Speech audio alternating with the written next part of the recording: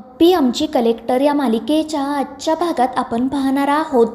जेवण झाल्यानंतर सगळेजण गप्पा मारत बसलेले असतात। अर्जुन भाजीचं खूप कौतुक करत असतो आणि त्यावेळी रुक्मिणी त्याला सांगते की आजची भाजी अपर्णाने बनवली होती।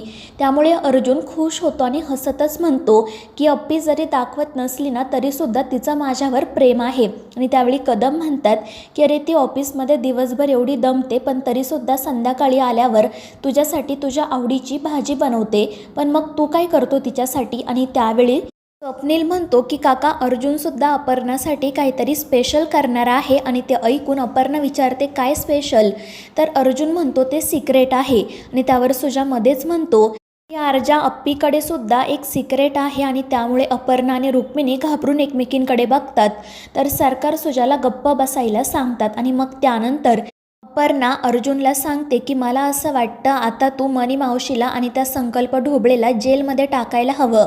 तू त्यांना जी शिक्षा दिली आहे ती आता पुरे झाली। कदम आणि सरकारसुद्धा त्याला हेच सांगत असतात, मात्र अर्जुन म्हणतो नाही, त्यांनी जेवढी मोठी चूक केली आहे ना तेवढीच मोठी त्यांना शिक्षा व्हायला हवी। आपण जर त्यांना तुरुंगात टाकलं तर ते काही दिवसांनी बाहेर पडतील आणि पुन्हा हेच सगळं करतील, त्यामुळे त्यांना चांगलाच धडा शिकवायला हवा। त्यावर अप्पी त्याला समजवण्याचा खूप प्रयत्न करते पण अर्जुन काही ऐकतच नाही। स्वप्नीलसुद्धा त्याचीच बाजू घेतो आणि त्यामुळे सरकार अपर्णा आणि रुक्मिणीला काय बोलावं ते सुचत नाही। त्यानंतर संध्याकाळी जेव्हा रुक्मिणी तिच्या रूममध्ये जाते तेव्हा सरकार तिच्याशी बोलण्याचा प्रयत्न करतात। ते म्हणत असतात की माझ्याशी असं वागू नको, बोल माझ्याशी। आणि त्यावर रुक्मिणी म्हणते की मी तुमच्यावर चिडलेली नाही आहे, जर मी रागवलेली असते ना तर मी कधीच हे घर सोडून गेले असते, मी तुमच्याशी नीटच वागते। आणि त्यावर सरकार म्हणतात की मी जे काही केलं आहे त्याचा मला खरंच पश्चाताप आहे, मला माझी चूक मान्य आहे। आणि त्यावर रुक्मिणी म्हणते पण चूक मान्य असून काय उपयोग, मला माहिती आहे की तुम्ही पैशांसाठी लोभी आहात, पण त्यासाठी एका माणसाचा जीव घेण्याचं पाप तुम्ही कसं काय केलं। त्यावर सरकार म्हणतात की अगं काय मी तिचा खून केला नाही आहे, आणि समजा मी तिला मुंबईला घेऊन गेलो असतो तर ती वाचली असती कशावरून। त्यावर रुक्मिणी म्हणते की तो तिच्या नशिबाचा भाग असता, पण तुम्ही असं करायला नको होतं। आणि त्यामुळे सरकार खाली मान घालतात। रुक्मिणी त्यांना म्हणत असते की तुम्ही लवकरात लवकर हे सगळं अर्जुनला सांगा। त्यावर सरकार म्हणतात की मी त्याला लवकरच हे सगळं काही सांगणार आहे, पण त्याआधी मला त्या मनीला आणि बंट्याला या गावाबाहेर घालवायचं आहे आणि मला तुमच्या सगळ्यांसोबत थोडा वेळसुद्धा घालवायचा आहे। त्यानंतर मग मी अर्जुनला आणि विनाला सगळं काही सांगेल आणि ते देतील ते शिक्षा भोगायला मी तयार आहे। त्यांनी मला या घराबाहेर काढलं ना तरी माझं काहीच म्हणणं नसेल। मात्र रुक्मिणीला सरकारांची बाजू पटतच नाही, ती त्यांच्यावर चिडलेलीच असते। पण सरकार तिला सांगतात की तू माझ्यावर चिडू नको आणि बाहेर झोपायला जाऊ नको, नाहीतर सगळ्यांना खूप प्रश्न पडतील, हवं तर तू बेडवर झोप, मी खाली झोपतो। आणि त्यामुळे नाईलाजाने रुक्मिणी त्या रूममध्ये थांबायला तयार होते। मात्र ती देवाकडे प्रार्थना करत असते की माझ्या अर्जुनला हे सत्य सहन करण्याची ताकद दे।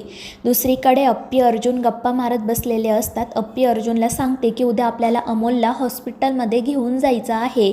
तर अर्जुन तिला विचारतो की पहिल्या 2 महिन्यांमध्ये बाळाला जी लस देतात ती आपल्या अमोलला भेटली नसेल ना।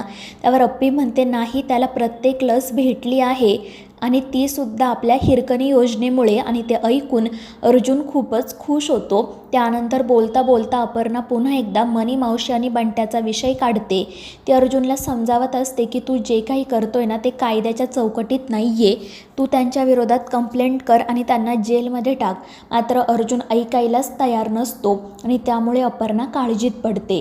त्यानंतर दुसऱ्या दिवशी सरकार अपर्णासोबत बोलायला जातात। ते अपर्णाला म्हणत असतात की मला खूप काळजी वाटत आहे, जोपर्यंत ती मनी आणि तो बंट्या या गावाबाहेर जात नाहीत तोपर्यंत माझं टेन्शन कमी होणार नाही। मात्र अप्पी त्याला सांगते की अर्जुनने तर मला स्पष्ट सांगितलंय तो त्या दोघांना गावाबाहेर हाकलणार नाही, त्यांना अजून शिक्षा देणार। आणि ते ऐकून सरकार काळजीत पडतात। ते म्हणत असतात की अप्पी आता काय करायचं तेच मला कळत नाही। तर अपर्णा त्यांना सांगते की सगळ्यात आधी तुम्ही त्यांच्याकडे असणारे पुरावे नष्ट करा। त्यावर सरकार म्हणतात हो, मी सुद्धा तोच विचार करत होतो, म्हणजे जरी त्या दोघांनी अर्जुनला काही सांगितलं ना तरी तो त्यांच्यावर विश्वास ठेवणार नाही। त्यावर अप्पी म्हणते हो ते बरोबर आहे, पण तुम्ही हे सगळं स्वतःहून अर्जुनला सांगायला हवं, नाहीतर मग मी त्याला सगळं काही सांगेल। मात्र सरकार म्हणतात नाही अप्पी, चूक माझी आहे, शिक्षासुद्धा मीच भोगणार. मी अर्जुनला लवकरात लवकर सगळं काही सांगेल, मला फक्त 8 दिवसांची मुदत दे. त्यावर अपर्णा म्हणते ठीक आहे, पण मी तुम्हाला या बाबतीत ही शेवटची मदत करते, पुन्हा माझ्याकडून कोणत्याच मदतीची अपेक्षा करू नका. त्यानंतर रुपाली बाळाला घेऊन बसलेली असते. कदम, स्वप्नील, रुक्मिणीसुद्धा तिच्या जवळच असतात आणि मग अप्पी आणि अर्जुनही त्या ठिकाणी येतात. ते दोघांना बाळाला हॉस्पिटलमध्ये घेऊन जायचे असते. रुक्मिणी म्हणत असते की बाळाची काळजी करण्याची गरजच नाही, कारण आता त्याला 2-2 आई आणि 2-2 बाबा आहेत. जर एखादा जण एखादी गोष्ट विसरला तर लगेच दुसरा आठवण करून देईल. तर कदम म्हणतात की आमची ही सुद्धा असायला हवी होती, म्हणजे 2-2 आजोबा आणि 2-2 आजी झाल्या असत्या. आणि त्यांचं ते बोलणं ऐकून सगळ्यांनाच वाईट वाटतं. आणि मग त्यानंतर अर्जुन आणि अप्पी बाळाला घेऊन बाहेर पडतात. तर रुक्मिणी सरकारांकडे जाते. सरकारांनी मनीची बॅग बाहेर काढलेली असते आणि ते त्या बॅगमध्ये तिचा मोबाईल शोधत असतात. तितक्यात रुक्मिणी त्या ठिकाणी येते. ती सरकारांना विचारते की हे सगळं काय आहे. त्यावर सरकार तिला अप्पीसोबत झालेलं बोलणं सांगतात आणि मनीच्या मोबाईलबद्दल विचारतात. त्यावर रुक्मिणी म्हणते की त्या दिवशी आपल्या घरात जेव्हा गोंधळ झाला ना, तेव्हा एक मोबाईल चार्जिंगला होता, तो मी याच रूममध्ये ठेवला आहे. आणि मग ती बॅगमधून तो मोबाईल सरकारांकडे देत विचारते की हाच तो मोबाईल आहे का. त्यावर सरकार म्हणतात की हाच त्या मनीचा मोबाईल आहे, यातच तो व्हिडिओ आहे.